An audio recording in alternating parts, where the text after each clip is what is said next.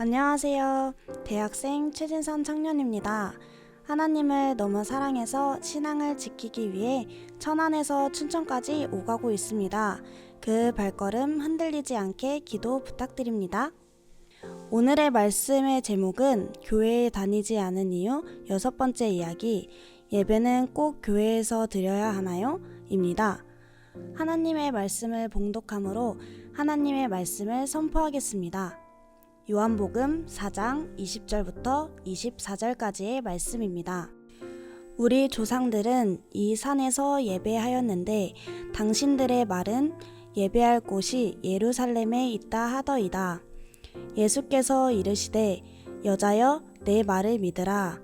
이 산에서도 말고 예루살렘에서도 말고 너희가 아버지께 예배할 때가 이르리라.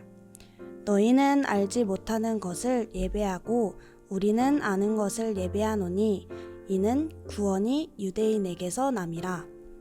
아버지께 참되게 예배하는 자들은 영과 진리로 예배할 때가 오나니 곧 이때라. 아버지께서는 자기에게 이렇게 예배하는 자들을 찾으시느니라. 하나님은 영이시니 예배하는 자가 영과 진리로 예배할지니라. 아멘. 이 시간 예배드리는 당신에게 선배들이 남긴 이야기를 들려드리겠습니다. 교회와 예배에 관한 명언. 예배자를 예배의 대상 되신 주님처럼 변화시키는 것, 그것이 예배이다. 잭 헤이포드.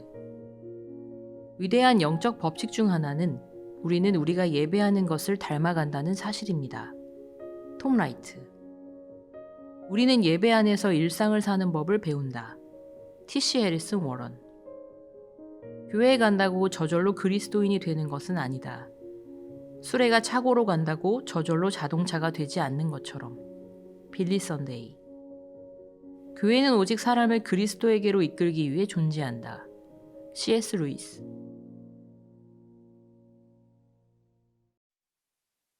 예배를 꼭 교회에서 드려야 하나요? 이 질문 앞에 서면 참 막막합니다. 왜 그럴까요? 아니 그럼 절에 가서 드립니까? 예배를 교회에서 드리지. 아니 불공은 절에서, 예배는 교회에서. 밥은 여기 좀 다르죠 이제. 누구는 집에서 먹고 누구는 식당에서 먹고. 예배는 꼭 교회에서 드려야 하나요? 근데 이 당연한 질문이 나오게 된 건 아마도 참 예배자가 적어지기 때문일 겁니다.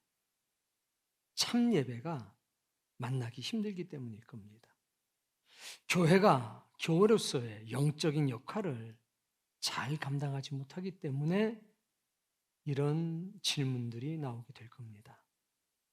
자, 그럼 이 질문의 의미는 과연 뭘까? 두 가지로 한번 생각을 해봅시다. 첫 번째는 예배는 하고 싶은데 교회는 가기 싫다는 말인가? 여러분이 한번 해보세요. 그건가? 아니면 교회는 가고 싶은데 예배는 싫다는 말인가? 여러분 생각엔 이 말의 의미, 질문의 의도가 무언 것 같습니까? 대답하려고 그러지 말고 질문을 하셔야 됩니다. 그리고 마음속에 한 가지를 가지고 있어야 됩니다. 야, 그럼 어디서 예배드리냐? 라고 단도직입적으로 물어볼 수도 있어야 됩니다. 그럼 네 생각엔 예배를 어디서 드려야 된다고 생각하냐? 물어보는 것 잊지 마시기 바랍니다. 그러나 우리는 이 질문을 한 사람의 의도에 대해서 생각을 해봐야 합니다. 예배는 하고 싶은데 교회는 싫다는 건가? 교회는 가고 싶은데 예배가 싫다는 건가? 그래야 우리는 정확한 답변을 그 사람에게 해줄 수 있습니다. 그래서 지금 우리는 우리 자신부터 확인해야 될 것이 있습니다. 뭐냐? 예배에 관해서, 그리고 교회에 대해서 올바른 지식을 내가 가지고 있는가 확인해야 합니다. 그리고 그런 사람들 앞에 나를 봐라. 예배 드리는 나를 봐라. 이렇게 증언할 수 있어야 됩니다. 자, 먼저 예배는 무엇이라고 생각하십니까? 예배에도 기원이 있습니다. 예배라고 하는 말을 원어적으로 살펴보면 두 가지가 있는데 구약의 시대에 첫 번째는 아바드라고 하는 말입니다. 어려우니까 기억할 필요는 없습니다. 이 말의 뜻은 종이 주인을 섬긴다라고 하는 의미입니다. 예배는 종이 주인을 섬기는 것처럼 예배자가 하나님을 주인으로 섬긴다는 뜻에서 아바드라고 했습니다. 두 번째는 샤하아입니다. 이 말은 하나님 앞에 무릎 꿇고 엎드린다는 뜻입니다. 이 말을 땅에 대고 자신의 모든 것으로 하나님 앞에 복종하여 예배 대상의 존재 가치를 인정한다는 뜻입니다. 이것이 어원의 기원입니다. 그런데 우리가 알고 있는 구약 예배하면 딱 떠오르는 게 하나가 있습니다. 아시죠? 제사. 제사는 가장 대표적인 예배의 형식입니다. 그래서 제사에는 아바드와 샤아하라고 하는 것이 잘 드러나 있습니다. 마치 하나님을 주인처럼 섬기기 때문에 하나님 앞에 무릎을 꿇고 자신의 존재를 드림으로 인해서 하나님의 존재 가치를 인정하는 것. 그것이 제사에 잘 나와 있습니다. 그러면 왜 하나님 앞에 제사를 드려야 하지? 왜 하나님께 제물을 드려야 하지? 이런 물음이 당연히 생길 겁니다. 그 물음에 대해서 우리가 정확하게 알기 위해선 먼저 복이라고 하는 단어를 살펴봐야 합니다. 자, 이 복의 어원은 한자로 좀 오늘은 보도록 하겠습니다. 자, 이 복이라고 하는 말은 왼쪽에 보면 보일 시자가 있습니다. 그리고 오른쪽에 보면 복자가 있습니다. 이 왼쪽에 있는 이 시라고 하는 것은 제단을 상징하고 두 번째는 신을 상징합니다. 뜻글자입니다. 오른쪽에 있는 저것은 어떻게 생긴 거냐 하면 상현 문자입니다. 뭘 보고 저 글자를 만들었냐? 술 항아리를 보고 만든 겁니다. 따라서 복이라는 하고 하는 글자는 제단 앞에서 무릎을 꿇고 두 손으로 잘 빚은 미주를 술잔에 따라서 신에게 바치는 모습입니다. 복을 구걸하는 모습이 아니라 감사 기도를 올리며 예배하는 형상인 겁니다. 이미 신이 복을 주셨기 때문에 집안에 그 복이 가득합니다. 그것을 내가 지금 누리고 있습니다. 그래서 기쁘고 행복한 상태에서 감사하며 예배드리는 겁니다. 제물을 드리고 있다는 겁니다. 그 상태에선 찬양과 노래가 나오고 복음을 전하지 않을 수가 없는 겁니다. 그래서 복은 제단 앞에 두 손으로 술잔을 신에게 바치는 모습이라는 걸 알 수 있습니다. 이집트에서도 마찬가지였습니다. 무릎을 꿇고 양손에 술잔을 들고 왕이나 신에게 바쳤습니다. 우리가 왜 구약에서 제사를 지냈는가? 제물을 드렸는가? 복받은 사람이었기 때문에 그 받은 복을 증언하고 증명하기 위해서 감사하며 찬양하며 드렸던 것이 제사고 제물이라는 것 기억하셔야 합니다. 구약 히브리어에 복을 나타내는 동사가 있습니다. 바라크라고 합니다. 이것은 네 가지 의미가 있습니다. 첫 번째, 무릎 꿇고 기도한다. 두 번째, 무릎 꿇고 경배한다. 세 번째, 하나님이 복을 주시는 그 상태. 네 번째, 받은 복에 감사하며 찬양하는 것. 이게 바라크입니다. 결국 복이라고 하는 것은 하나님 앞에 무릎 꿇고 기도하고 경배하고 하나님이 주신 복에 감사하며 찬양하는 겁니다. 그때 하나님께서 우리에게 복을 더하신다는 겁니다. 이게 바라크입니다. 결국 예배는 복을 받은 사람들이 감사하며 제물을 드리는 것. 이게 뭡니까? 예배입니다. 신약의 예배는 이제 말이 좀 바뀝니다. 근데 말만 바뀐 게 아니라 의미도 이제 바뀌었습니다. 예수 그리스도 때문에. 신약의 예배는 헬라어인데 프로스쿠네오라고 합니다. 외우려고 하지 마세요. 그냥 한글로만 알고 계시면 됩니다. 이 프로스쿠네오는 개가 주인의 손을 핥는다라고 하는 문자적인 의미를 가지고 있습니다. 이게 사람에게 적용될 땐 입맞춤하다라는 뜻이 됩니다. 그리고 중동에서는 관습처럼 하급자가 상급자에게 경의를 표하는 방법으로 무릎을 꿇고 이마를 땅에 대면서 절을 하는 상태를 프로스쿠네오라고도 했습니다. 네 번째는 구약과 신약에서는 복종의 의미로, 간구의 의미로 하나님 앞에 무릎 꿇고 절하는 자세를 말하기도 했습니다. 결국 예배는 친밀한 가족과 입맞춤하듯이 하는 사랑과 애정의 교제라는 점을 알 수가 있습니다. 참된 예배를 보면 이렇게 해석하고 이해하는 것이 좋습니다. 첫 번째, 개가 주인의 손을 핥는 자세, 무조건적인 복종인 겁니다. 여기에 머무르면 안 됩니다. 예수님께서 예배하자라고 했을 때는 개가 주인의 손을 핥는 것처럼 무조건적인 복종이 예배라고 말씀하신 게 아닙니다. 거기에서 나아가야 합니다. 종이 주인 앞에 무릎을 꿇고 이마를 조아리는 자세, 거기에서 더 나아가야 합니다. 세 번째, 사랑하는 애인끼리 입맞춤하는 자세, 거기에서 더 나아가야 합니다. 예배자가 영과 진리 안에서 영 되신 하나님과 친밀하게 입맞춤하며 연합하는 자세로 나아가는 게 참된 예배입니다. 하나님은 굴복시키지 않습니다, 우리를. 하나님은 권위를 가지고 우리를 무릎 꿇게 하지 않습니다. 하나님은 우리와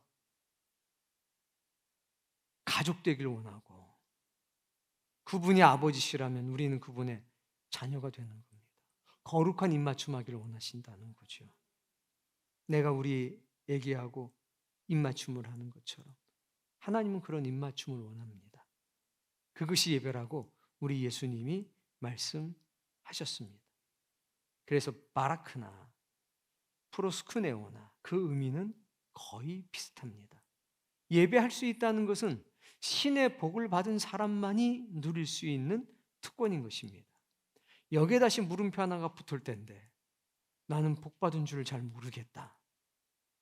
그래서 예배 드려야 됩니다. 예배하면 내가 얼마나 복 받은 사람인지를 알 수 있기 때문입니다. 자, 두 번째, 여러분, 교회는 무엇이라고 생각하십니까? 빨간색 벽돌에 흰 십자가 쫙 올라간 거, 아이 그게 교회죠. 이렇게 생각하십니까?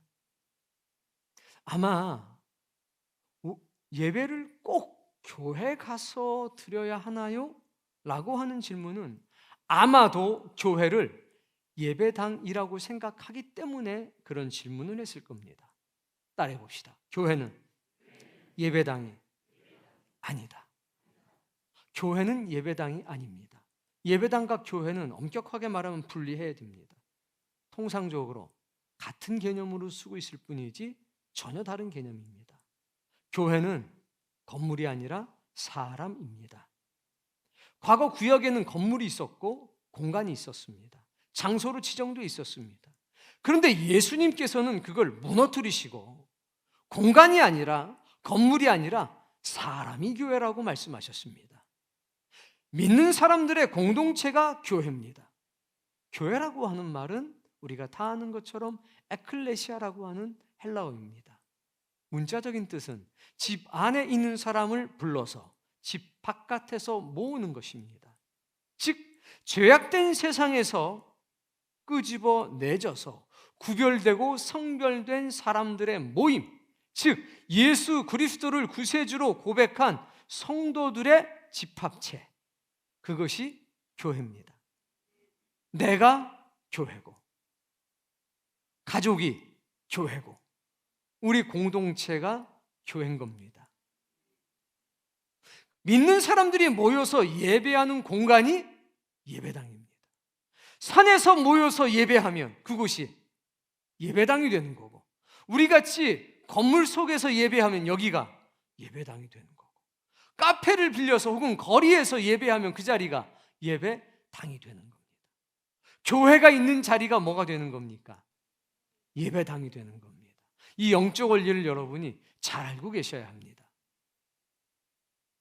자, 그러니 때때로는 혼자서 예배할 수도 있습니다.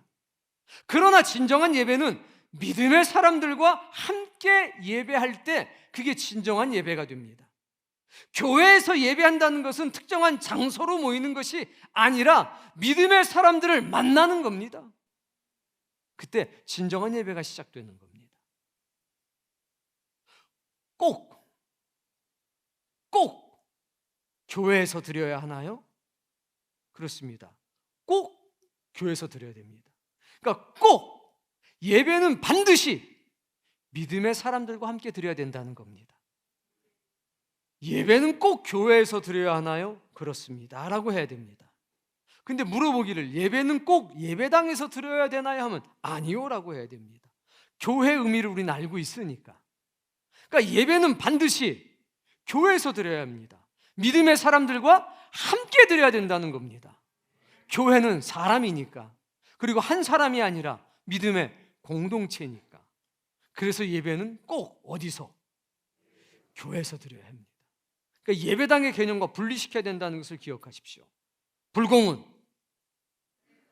예배는 오케이. 자, 이제 믿음의 선배들의 증언, 또 예수님의 증언을 살펴보겠습니다. 예배, 경배의 대상이신 예수님이 2000년 전에 너무나 명쾌한 답을 하셨습니다. 2000년 전 한 여인이 예수님께 어디서 예배 드려야 되냐 이 질문을 했기 때문입니다. 2000년 전 그곳으로 가보겠습니다. 요한복음 4장 20절 크게 읽어봅시다. 당신들의 말은 예배할 곳이 예루살렘에 있다 하더이다. 수가성에 가보면 산이 두 개가 있습니다. 하나는 그리심산, 하나는 에발산. 이 그리심산에 사마리아 사람들이 제단을 쌓아놓고 예배를 드렸습니다. 전승에 따르면, 사마리아 사람들의 주장에 따르면 아브라함이 이삭을 바친 자리가 그리심산이라는 겁니다. 믿거나 말거나. 그래서 거기다가 제단을 쌓고 거기서 예배를 드리고 있었습니다. 그 이야기를 지금 하는 겁니다. 그런데 듣자 하니 유대인들은 예루살렘에서 예배한다는데 그 어디서 예배해야 합니까? 장소에 대한 질문이죠. 꼭 예루살렘에서 예배해야 됩니까? 여기서 예배해도 되지 않을까요? 이렇게 물어본 겁니다. 그랬더니 21절에서 예수님은 온전한 예배의 시작을 선포하십니다. 장소의 개념이 아니라, 형식의 개념이 아니라 참 예배, 온전한 예배의 서막을 선포해 버리십니다. 21절 크게 읽어보세요. 뭐라고 그러십니까? 믿으라. 지금도 안 믿어요. 그래서 믿으라고 하시는 겁니다.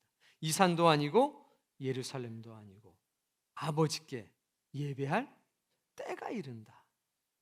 온전한 예배의 서막을 선포하신 겁니다. 22절 말씀. 이 장소 저 장소가 문제가 아니라는 거죠. 너희는 장소가 문제가 아니라 알지 못하는 것을 예배하고, 우리는 아는 것을 예배한다. 그러니까 세상에서는 장소가 중요한데 하나님은 말씀하시기를 장소가 중요한 게 아니라 알고 예배하냐 모르고 예배하냐가 중요하다. 즉 예배의 대상이 누구냐 이겁니다. 예배의 대상이신 하나님을 알고 예배하니 아니면 모르고 예배하니, 하나님의 나라를 알고 하니 모르고 하니, 은혜와 진리를 알고 하니 모르고 예배하니. 그러니까 우리가 예배의 대상이 누군지 모르고 예배할 수도 있다는 겁니다. 하나님을 잘 알지 못하고 예배할 수도 있다는 겁니다. 은혜와 진리, 하나님의 나라에 대한 오해를 가지고 예배할 수도 있다는 겁니다. 그런데 구원은 누구에게? 알고 예배하는 사람들에게 임한다고 말씀하시는 겁니다. 여러분, 참된 예배는 아는 것을 예배하는 겁니다. 참된 예배는 삶으로 드리는 예배와 경험되어지는 예배, 그것이 진정한 예배인 겁니다. 오늘 여러분들에게 그런 예배가 경험되어지기를 원합니다. 23절 말씀.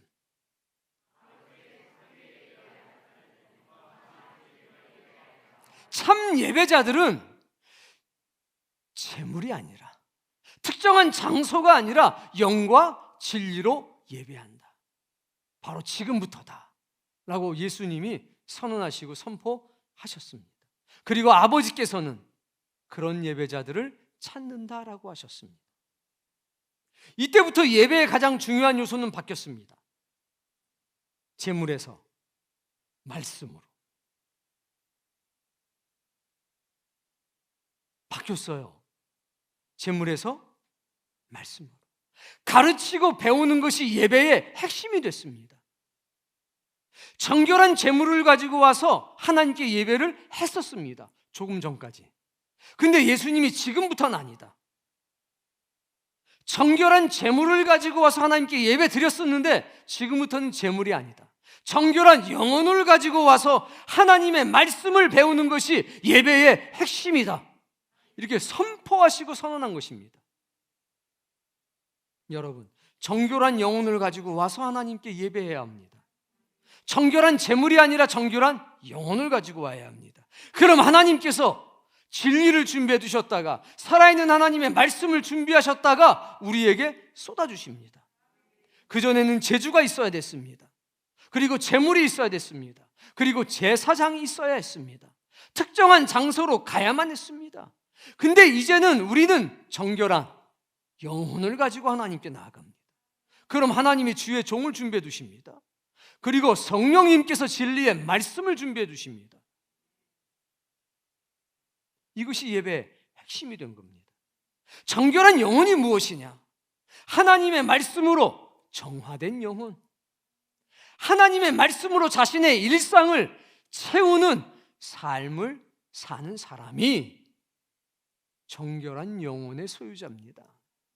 근데 딱 봤는데 정결한 영혼을 가지고 온 사람도 있고 더러운 영을 가지고 온 사람도 있어요. 목욕한다고 되는 게 아니라 하루하루의 삶 속에서 진리의 말씀으로 내 삶을 닦아내야 합니다. 내 일상을 하나님의 말씀으로 채워야 합니다. 그러면 정결한 삶이 되는 겁니다. 거짓말하지 않은 것 중요한 일이지만 그걸로는 정결해지질 않습니다. 착하게 사는 것 굉장히 중요한 일인데 그것만으로 영혼이 정결해지지 않습니다. 영혼이 정결해지는 것은 딱 하나밖에 없습니다. 은혜와 진리로 내 영을 채우는 것, 내 마음을 채우는 것, 내 생각을 채우는 것, 내 입술을 채우는 것, 내 삶을 하나님의 뜻대로 온전히 드리는 것, 그것을 통해서 내 영혼은 정결해지는 법입니다. 그거를 기억하십시오. 로마서 12장 1절 말씀을 보시겠습니다. 예수님의 이 거룩한 은혜에 바울이라고 하는 사람이 감동을 받았습니다. 그러자 이는 정말 놀라운 고백을 합니다. 1절 말씀 크게 읽어봅시다. 그러므로 형제들아, 내가 하나님의 모든 자비하심으로 너희를 권하는 겁니다. 읽어봅시다. 너희 몸을 거룩한, 이는 너희가 드릴 영적 예배니라. 예수님이 영과 진리로 드리는 예배를 말씀하셨습니다. 나는 정결한 영혼을 준비하고 하나님은 성령님과 진리의 말씀을 준비해 놓으셔서 그것으로 가르치고 배우게 하는 예배. 그런데 바울은 지금 뭐라고 얘기하느냐? 너희 몸을, 영이 아니라 너희의 몸을, 너희의 일상을, 너희의 삶을 거룩한 산 제물로 드려라. 이것이 너희가 드릴 영적 예배다. 영과 진리로 예배하는 것은 공예배에 국한되지 않는다는 겁니다. 당연히 공적인 예배가 영적인 예배이지만 이것은 시작이지 완성은 아니라는 겁니다. 공예배로 시작해서 내 개인의 삶이 영적인 예배가 되는 것이 진짜 예배라고 말씀하고 있습니다. 너희 몸을, 너희의 일상을 진리로 채워라. 거룩한 산제물로 드릴 땐 율법에 기록된 대로 몸을 다 쪼개잖아요. 가죽을 벗기고 다리를 그것처럼 하나님의 말씀의 규격에 맞게 내 언어를 바꾸고 내 가치를 바꾸고 내 행동을 바꾸고 관계를 바꿔나가는 겁니다. 하나님의 뜻대로 하나님의 유익을 구하면서 이것이 영적인 예배의 완성인 겁니다. 오늘 그 복을 누리시길 바랍니다. 자, 24절 말씀, 하나님은 영이시니 예배하는 자가 영과 진리로 예배할지니라. 영 되신 하나님께서 말씀하는 겁니다. 내가 영이니까 너도 네의 영을 갖고 와. 그럼 나도 성령님을 통해서 진리를 너희에게 줄게. 내가 가르칠게. 너희는 배워. 그리고 너희의 삶을 채워. 이때 거룩한 입맞춤이 나타나는 겁니다. 하나님은 멀리 계신 분이 아닙니다. 지금 나의 모든 고통과 고난 속에 함께 계시고 나의 모든 기쁨과 평안 속에도 함께 계십니다. 오늘 그분과 거룩한 입맞춤하는 자가 되길 바랍니다. 근데 문제는 말입니다. 로마서 12장 2절 말씀에 있습니다. 읽어보겠습니다. 로마서 12장 2절 말씀. 세대를 본받지 말라는 겁니다. 악해졌습니다. 자기 이익을 구하는 세상이 되고 말았습니다. 자기 편리, 자기 교만과 자만이 가득한 세상이 되었습니다. 그래서 꼭 가야 될까? 꼭 가야 될까? 꼭 그렇게 신앙생활 해야 될까? 좀 이 정도면 되지 않는가? 본받지 말라. 오직 마음을 새롭게 함으로 변화를 받아 하나님의 선하시고 기뻐하시고 온전하신 뜻이 무엇인지 분별하도록 하라. 그래서 주의 도움이 필요합니다. 세상이 우리를 가만히 두지 않으니까. 여러분, 잠깐 살펴보겠습니다. 지금 예수님은 누구와 대화하고 계십니까? 사마리아 여인입니다. 자, 사회적인 통념으로 생각을 해보면 유대인의 입장에서 사마리아 여자는 개와 마찬가지입니다. 접촉하지 않고 말도 섞지 않습니다. 즉 가장 미천하고 천한 존재라는 겁니다. 그런데 지금 예수님은 그 여인과 대화하고 계십니다. 대화도 보통 대화입니까? 거룩한 예배를 그 여인 앞에서 선포하지 않습니까? 기억하셔야 됩니다. 사마리아 여인은 우물가에서 예수님을 만났습니다. 유대인의 남자들은 이 여인을 개처럼 취급했습니다. 그런데 지금 예수님은 아닙니다. 잃어버린 양처럼 대하고 있습니다. 미천한 존재도 참 예배자가 될 수 있다는 것을 직접 보여주는 겁니다. 은혜 받았습니다. 네가 내가 누구인 줄 알았더라면 나에게 생명의 물을 구했을 텐데. 그런 물이 있다면 저에게 주십시오. 내가 너에게 줄 물은 한 번 마시면 영원히 목마르지 않는 물인데 그 물을 제게 주옵소서. 너에게 남편이 5이 있었다. 그런데 지금 있는 남자는 네 남편이 아니다. 주여, 당신은 선지자로서이다. 영과 진리로 예비한, 공식적으로 영과 진리로 예비한 첫 번째 사람, 사마리아 여인입니다.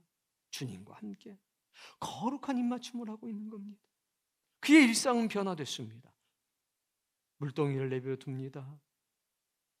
성 안으로 달려갑니다. 메시아가 왔다. 우리가 기다리던 바로 그 자가 왔다. 그는 모든 것을 알고 계실 뿐만 아니라 예배를 계획하고 있다. 진짜 예배를 드린 겁니다. 산에서 드리는 예배가 아니라 영과 진리로 드리는 예배. 그 예배를 이 여인은 드렸습니다. 오늘 여러분도 그 예배를 드리십시오. 하나님과 거룩한 입맞춤을 하시라는 겁니다. 자, 안락을 추구하고 편리를 추구하고 진짜 교회, 진짜 목회자, 진짜 심자를 찾아보기가 점점 어려운 시대. 이 시대 속에서 사람들의 마음속에 꾸물꾸물 올라오는 게 있습니다. 뭐냐? 여러 사람과 신앙생활을 하는 것은 번거로워, 불편해, 좀 부담스러워. 코로나 2년 6개월, 이제 3년 가까이 다가오면서 알게 모르게 스며들기 시작합니다. 다른 사람에게 내 삶을 보여주는 것은 좀 싫어. 다른 사람 눈치 보면서 맞춰주면서 신앙생활하는 거 불편해. 상처 주기도 싫고 상처 받는 것도 싫어. 이게 맞고 틀리고의 문제가 아니라 그 결과, 이런 게 하나 쑥 올라옵니다. 유튜브 통해서 온라인으로 예배 보면 안 될까? 또 한 가지 생각이 옵니다. 집에서 혼자 내가 성경 보면서 믿음 생활해도 되지 않을까? 이런 두 가지 생각이 기타 생각과 함께 꾸물꾸물 올려옵니다. 이유는 뭐 100가지도 넘겠지요.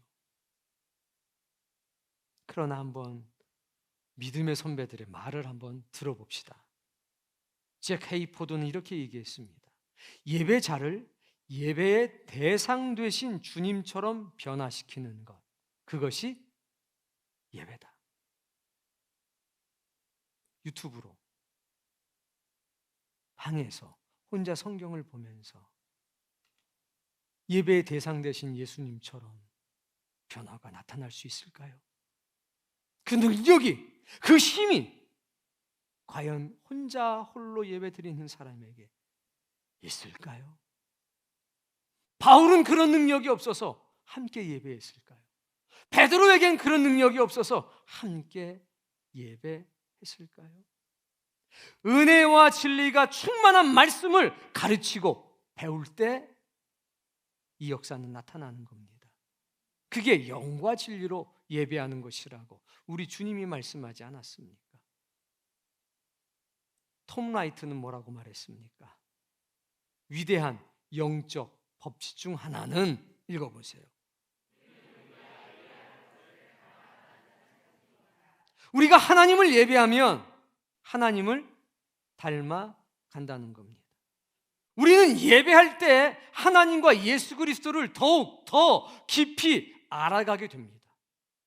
살아있는 말씀, 진리의 말씀을 통해서 예수 그리스도를 아는 충만한 지식에 우리는 도달하게 됩니다. T.C. 해리슨 워런은 뭐라고 그랬습니까? 우리는 예배 안에서 일상을 사는 법을 배운다. 그 후에 하나님과 예수 그리스도를 더 깊이 알아가게 된 후에 우리는 그 말씀을 통해 일상을 사는 법을 배우게 되는 겁니다. 그 말씀이 지식이 아니라 그 말씀이 내 믿음이 돼서 생명력이 있는 지식이 돼서 일상을 어떻게 살아가야 될지 확실하고 분명하게 알게 된다는 겁니다. 단 한 번의 예배로? 아니요. 계속 반복하면서. 이것이 우리가 드리는 영적인 예배인 것입니다. 빌리 썬데이는 뭐라고 그랬습니까? 여러분이 크게 읽어봅시다. 그렇지요? 다음. 수레가 차고로 간다고 해서 저절로 자동차가 되지 않는 것처럼 이미 죄인이 되고 스스로 하나님을 만날 수 없는 상태가 돼버린 타락한 영혼이 교회에 간다고 저절로 그리스도인이 되는 것은 아니라는 겁니다. 예배당에 왔다고 그리스도인이 되지는 않습니다. 참 예배를 통해서 내 영혼이 치유되고 회복되어야 됩니다. 재창조가 되어야 됩니다. 그 후에 진리를 따라 사는 벅찬 감동을 느낄 수 있는 거죠. 들어온 모습대로 나간다면 어떻게 참 예배자가 될 수 있단 말입니까? 저절로 일어나지 않습니다. 정결한 영혼을 가지고 오셔야 합니다. 그리고 그 자리에 은혜와 진리를 채워야 합니다. 교회는 오직 사람을 그리스도께로 이끌기 위해 존재한다. 그렇습니다. 교회는 예수 그리스도를 만나는 곳이고, 교회는 주님께로 가는 통로요, 길인 것입니다. 예배는 거룩한 입맞춤입니다. 영 되신 하나님과 친밀한 입맞춤입니다. 하늘 가족들과 함께 치르는 거룩한 영적 예식이라는 것을 기억해야 합니다. 불가피한 상황 속에 때때로 홀로 예배 드려야만 될 때가 있습니다. 견디고 버텨야 합니다. 그러나 그런 최악의 환경이 깨지고 나면 우리는 다시 교회로 모여야 합니다. 건물이 아니라 믿음의 사람들이 모여 있는 곳으로. 근데 왜 우리는 이 예배당에서 갖고 예배를 드리냐? 시설이 좋잖아요. 거리에서 예배 드리면 춥잖아요. 시끄럽잖아요. 그래서 우리는 이 공간을 귀하게 여기는 겁니다. 그냥 정말 귀한 건 누구냐? 여러분이죠. 옆에 있는 사람 얼굴 보세요. 그 사람이에요. 믿음의 사람들. 그 사람이 귀한 거죠. 천막이면 어떻습니까? 들판이면 어떻습니까? 그러나 이렇게 좋은 환경에서 예배할 수 있는 처소 주신 게 너무 감사할 뿐이죠. 예배의 처소는 하나님을 위해 있는 게 아니라 우리 자신을 위해서 있는 겁니다. 마치 여러분의 처소가 여러분을 위해 존재하는 것처럼. 야, 너 생각을 해봐. 너 집 몇 평에 사냐? 나 25평에 사는데. 야, 혼자서 그 넓은 집이 뭐 필요해? 너 잠잘 때 2평이면 충분하지? 그럼 2평 집으로 옮겨. 밥은 야, 편의점에서 사다가 먹어. 배달해서 먹든지. 낭비하고 있네. 야, 꼭 25평에 살아야 돼? 3평에 살면 안 돼? 그럼 여러분 뭐라고 그래요? 그런 것 같아요? 이렇게 해요? 이 자식이 발것 같고 십이 되네. 야, 임마, 내가 어디서 먹고 자든지 네가 무슨 상관이야? 이럴 거 아니에요. 똑같아요. 예배당은 우리를 위해 존재하는 겁니다. 우리가 조금 더 효과적이고 조금 더 효율적으로 예배할 수 있도록 이 자리 주신 거죠. 그래서 싫어요? 감사하죠. 감사한 겁니다. 이걸 잘 구별할 수 있게 되기를 바랍니다.